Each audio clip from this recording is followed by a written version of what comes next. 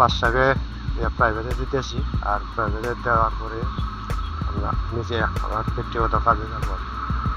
অন্যান্য সময়ের সে শীতের সকালে একটু কষ্ট অবশ্যই, পেটের দায় তো অবশ্যই বেরোতে হয়। কষ্ট না করলে তো কি করে সংসার চালাবো, কি করে বাচ্চাকে পড়ালেখা করাবো।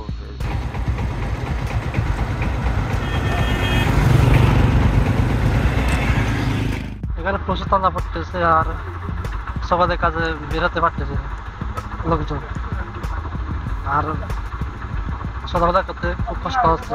ভালো হয়, এখনকার দিনে একটু শীত বেশি পড়তেছে তো এই জন্য একটু পিঠা চলে বেশি। লাগছে, ঠান্ডা লাগছে, শরীর ঠান্ডা গরম ঘোরাঘুরি। সকালবেলা দাবা খাইতেছি এবং গা গরম করে জন্য।